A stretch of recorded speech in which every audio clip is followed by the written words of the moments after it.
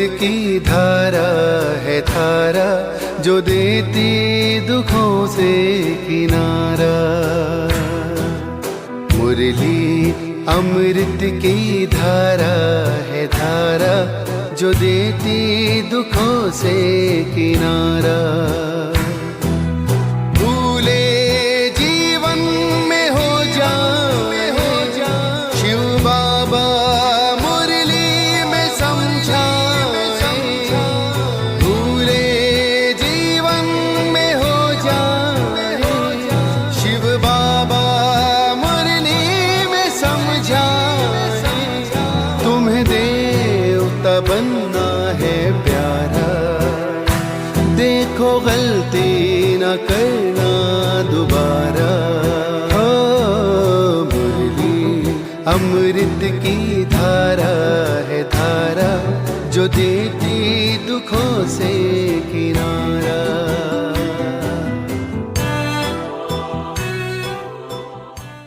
Om Shanti. The deep dive में सभी दिव्य फरिश्तों का बहुत बहुत स्वागत है। ओम शांति। आज हम 9 फरवरी 2026 की साकार मुरली के ज्ञान रत्नों की गहराई में उतरेंगे जी। और आज की मुरली एक तरह से एक आत्मा की मतलब जीरो से हीरो बनने की पूरी कहानी बताती है। बिल्कुल। कैसे एक कौड़ी जैसी कंगाल आत्मा अपनी खोई हुई बादशाही वापस पाकर हीरे जैसी बन जाती है। हाँ, आज हम इसी सफर के हर पड़ाव को बहुत विस्तार से समझेंगे। बिल्कुल। आज का शीर्षक ही अपने आप में एक संपूर्ण पुरुषार्थ है। कौड़ी से हीरे जैसा बनना बाबा हमें हमारी अंतिम मंजिल की याद दिला रहे हैं। और मुरली की शुरुआत में ही बाबा ने एक ऐसा गुह्य राज बताया है जी, जो इस ज्ञान की नींव है ना? हाँ, और वो राज है बाप और दादा का। आज की चर्चा इसी रहस्य पर केंद्रित होगी कि ये 2 शब्द हमारे भाग्य से कैसे जुड़े हैं। तो चलिए इस रूहानी यात्रा को शुरू करने से पहले 1 मिनट के लिए हम सभी अपने आज के वरदानी स्वरूप में स्थित हो जाएं। जी बिल्कुल। मैं आत्मा मस्तक के सिंहासन पर विराजमान एक चमकता हुआ सितारा हूं। मेरे सिर पर पवित्रता का प्रकाशमयी ताज जगमगा रहा है। मैं डबल सिरताजधारी आत्मा हूं। स्वयं भाग्य विधाता बाप ने मुझे कौड़ी तुल्य से उठाकर हीरे जैसा मूल्यवान बनाया है। मैं श्रेष्ठता संपन्न होली हंस हूं। हर आत्मा में केवल गुणों विशेषता ही देखती हूं। ओम शांति। तो आज के महावाक्य है, मीठे बच्चे, गरीब निवास बाबा तुम्हें कौड़ी से हीरे जैसा बनाने आए हैं, तो तुम सदा उनकी श्रीमत पर चलो। बाबा यहाँ गरीब निवास शब्द का प्रयोग कर रहे हैं, जो भक्ति काल में बहुत गाया गया है। यहाँ इसका आध्यात्मिक रहस्य क्या है? ये बहुत बहुत गहरा अर्थ रखता है। यहाँ गरीबी पैसों की नहीं, मतलब आत्मिक शक्तियों की है। गुणों और पवित्रता की गरीबी। हाँ, आत्मा जब 84 जन्मों का चक्र पूरा करती है तो कलयुग के अंत तक आते आते विकर्मों का बोझ, देह अभिमान की धूल, वो माया की कालिख उस पर इतनी चढ़ जाती है कि वो अपनी असली पहचान ही भूल जाती है। सब कुछ भूलकर कंगाल तमो प्रधान बन जाती है। तब स्वयं ज्ञान के सागर गरीब निवास बापा कर हमें ज्ञान धन से इतना माला माल करते हैं कि हम विश्व के मालिक डबल सिरताज बन जाते हैं। वाह! तो ये सिर्फ गरीबी दूर करना नहीं, बल्कि हमें फिर से विश्व का मालिक बनाना है। जी।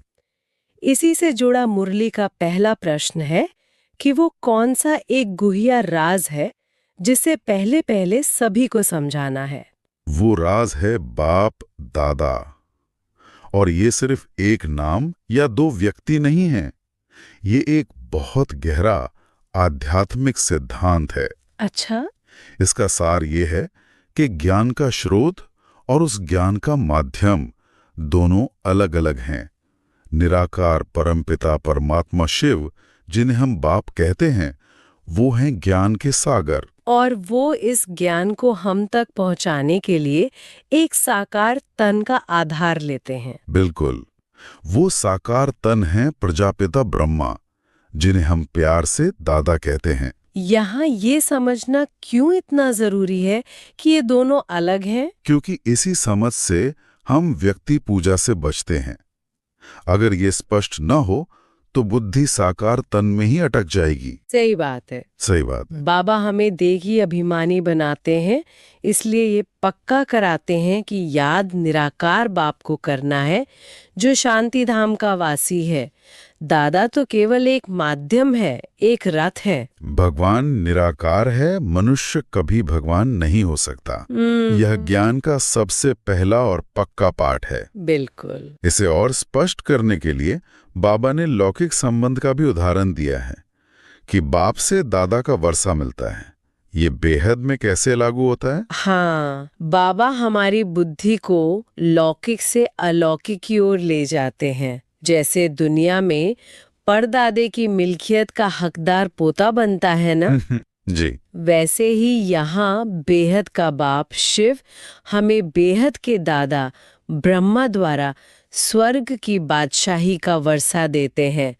हम ब्रह्मा के मुख से जन्मे ब्रह्मा कुमार और कुमारियां हैं, इसलिए हम ही उस वर्षे के सीधे हकदार बनते हैं। हाँ, शिव बाबा हमें ब्रह्मा द्वारा अडॉप्ट करते हैं। और ये वर्षा कितना श्रेष्ठ है। मुरली में डबल सिरताज की बात आती है, जो सुनते एक रूहानी नशा चढ़ जाता है। मुझे एक बात समझनी है, क्या ये सिर्फ एक भविष्य का पद है या इस स्वमान का हमारे आज के जीवन पर, हमारे आत्मविश्वास पर कोई तत्काल प्रभाव पड़ता है? ये बहुत महत्वपूर्ण प्रश्न है। ये सिर्फ भविष्य का पद नहीं, बल्कि वर्तमान पुरुषार्थ का प्रत्यक्ष फल है। पहला ताज है लाइट का ताज, यानी पवित्रता का, जो हमें अभी धारण करना है। बिल्कुल इसी संगम युग पर। जब आत्मा मन वचन कर्म से पवित्र बनती है तो उसके चारों ओर एक दिव्य आभा मंडल, एक ऑरा बन जाता है, जो फरिश्तेपन की निशानी है। अच्छा, यही पवित्रता का ताज भविष्य में मिलने वाले दूसरे ताज का आधार बनता है, जो है रत्न जड़ित ताज।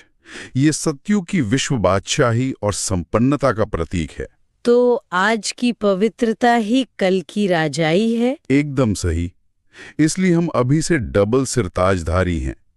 ये स्वमान हमारे हर संकल्प और कर्म को श्रेष्ठ बना देता है। तो ये डबल सिरताज हमारी मंजिल है, लेकिन इस मंजिल तक पहुंचने का पूरा रास्ता क्या है? हमारा ये सफर कहाँ से शुरू हुआ और कहाँ खत्म होगा? यहीं पर बाबा 84 जन्मों की सीढ़ी का नक्शा हमारे सामने रखते हैं। बिल्कुल।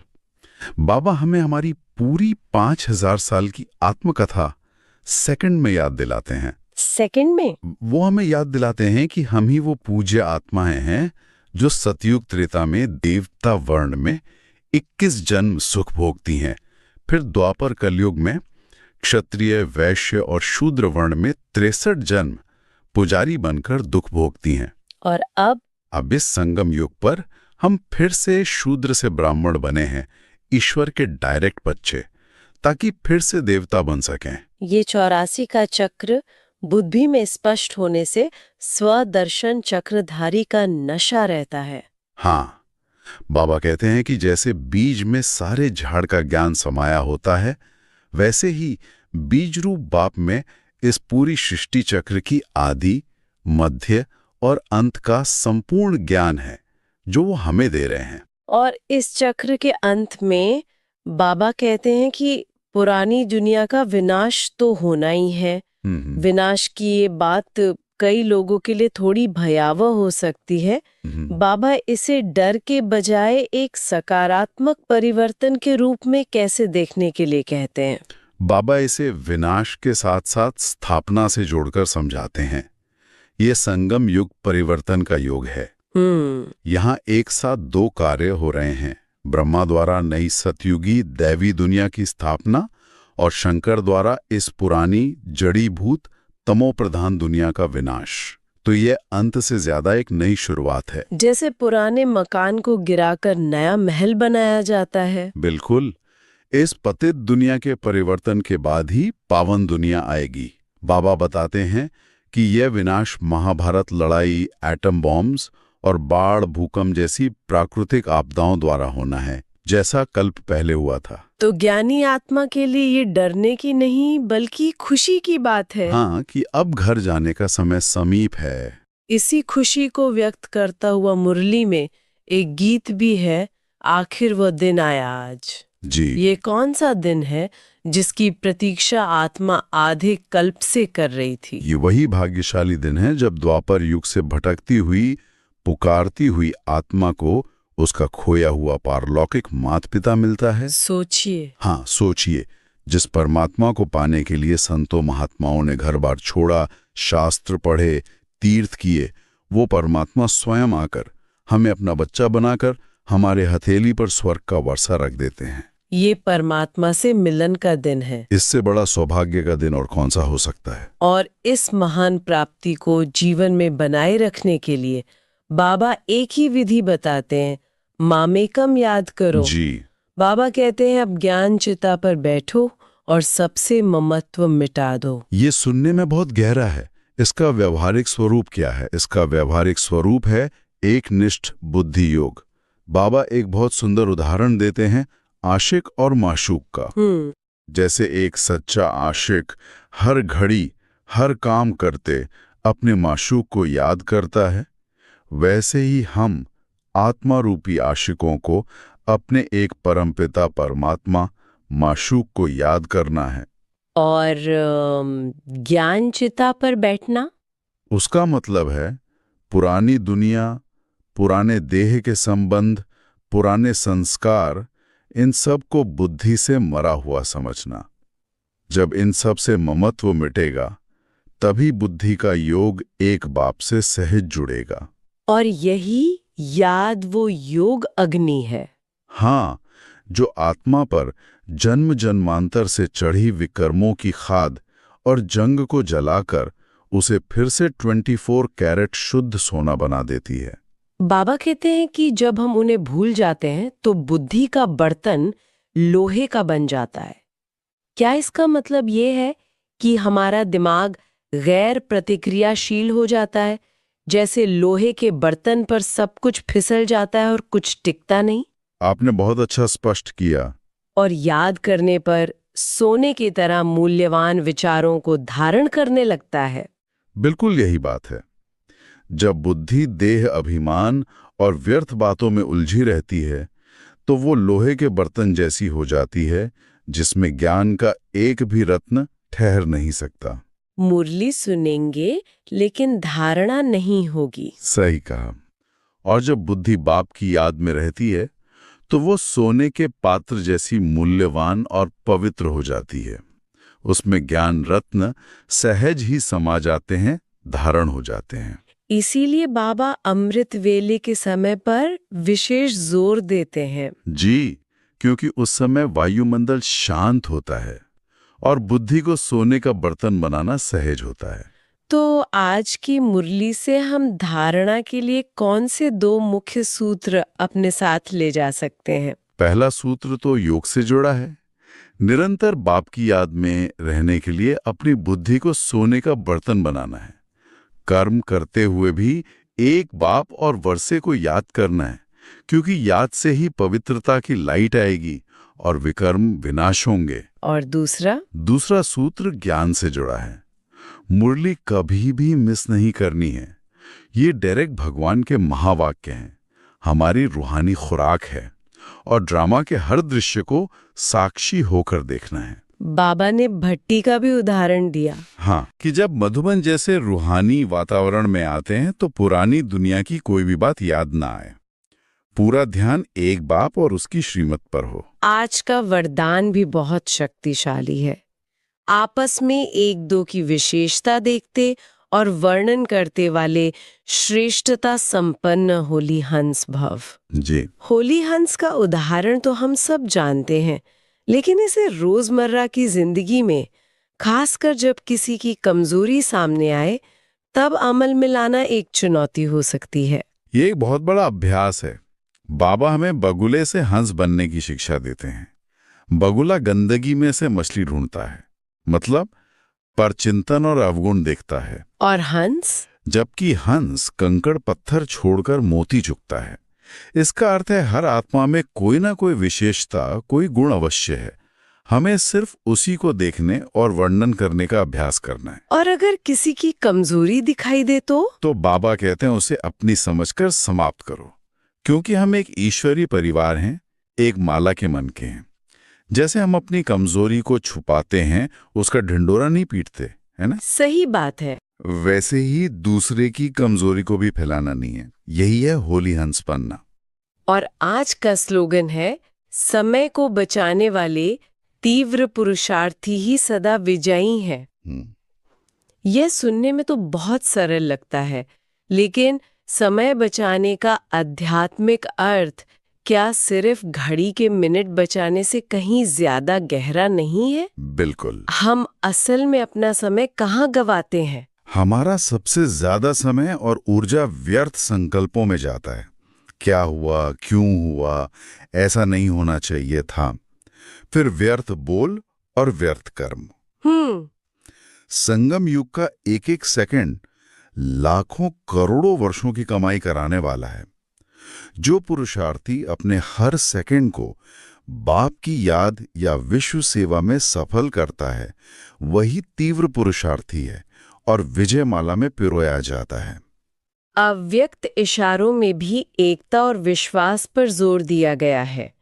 बाबा ने वैजयंती माला का उदाहरण दिया है। अनुवा कहते हैं, वैजयंती माला यानी विजय की माला में वही मन के पिरोए जाएंगे जो एक मत, एक लगन और एक रस स्थिति वाले होंगे। माला तभी सुंदर लगती है जब सभी मन के एक समान हो और एक धागे में पिरोए हों। और अगर दो मतें हैं तो फिर 100-108 की विजय माला में आना मुश्किल है, फिर 16,000 की माला में चले जाएंगे। इसलिए एक बाप पर और एक दूसरे पर निश्चय और विश्वास ही सफलता की सबसे बड़ी चाबी है।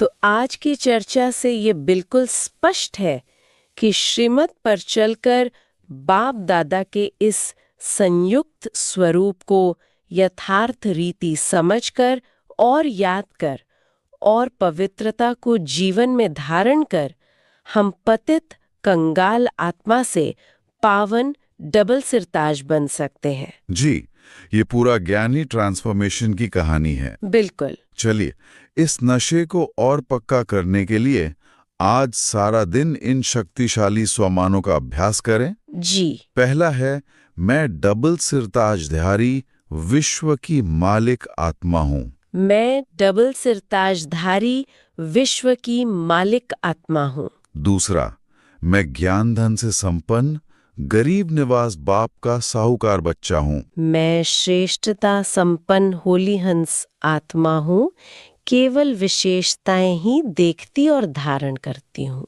और चौथा, मैं स्वदर्शन चक्रधारी हूँ। मुझे अपनी 84 जन्मों की कहानी स्मृति में है। बहुत सुंदर। और इस ज्ञान को जीवन में लाने के लिए आज हम सब कुछ अभ्यास के संकल्प ले सकते हैं ना? जी, जरूर। जैसे कि आज दिन भर में कोई भी कार्य करते हुए बाप दादा के कंबाइंड रूप की स्मृति का अभ्यास कैसे करेंगे? क्या हम हर घंटे 1 मिनट रुककर इस स्वरूप को याद कर सकते हैं? ये बहुत अच्छा अभ्यास रहेगा। और दूसरा, अपनी बुद्धि को सोने का बर्तन बनाने के लिए आज कौन सा एक विशेष संकल्प लेंगे? जैसे क्या हम व्यर्थ बातों को सुनने और सोचने से खुद को बचाएंगे? बाबा की मुरली केवल सुनने या पढ़ने के लिए नहीं है। ये स्वयं भगवान के महावाक्य हैं, जो हमारे जीवन का संविधान है। इसे रोज ध्यान से पढ़ें, उस पर गहराई से चिंतन मनन करें और जीवन में धारण करने का तीव्र पुरुषार्थ करें।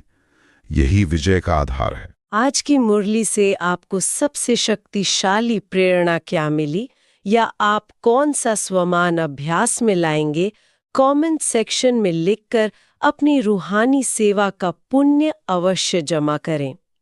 अच्छा, मीठे मीठे सिखिल दे बच्चों प्रति मात पिता बाप दादा का याद प्यार और गुड मॉर्निंग। रूहानी बाप की रूहानी बच्चों को नमस्ते। ओम शांति। ओम शांति।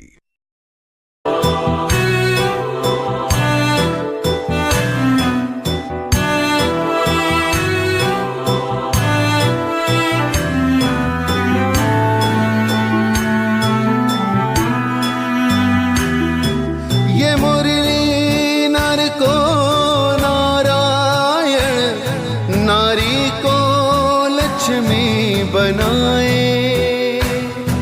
ये मुरली नर को नारायण, नारी को लक्ष्मी बनाए। परम धाम से परम पिता शिव हमें घर ले जाने आए, हमें घर ले जाने को आए। चारों युगों में जो खेल हुआ वो पूरा होने को आया। गीता ज्ञान अमृत देने को ये संगम युग बनाया, संगम युग बनाया। ये मुरली अमृत की धारा है, धारा जो देती दुखों से किनारा।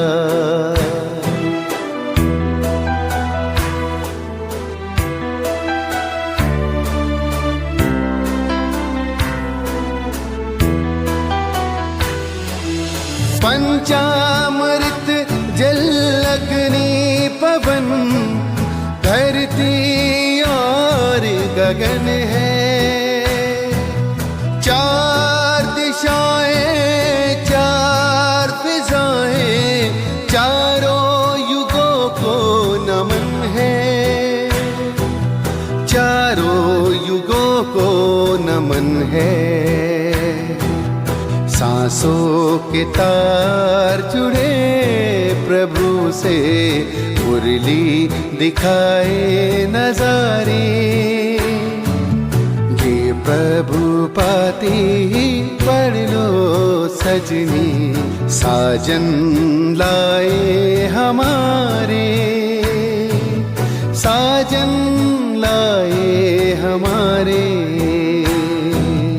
मुरली में जो समा जाए वो फरिश्ता बन जाए प्यारा। मुरली अमृत की धारा है, धारा जो देती दुखों से किनारा। मुरली अमृत की धारा है, धारा जो देती दुखों से किनारा।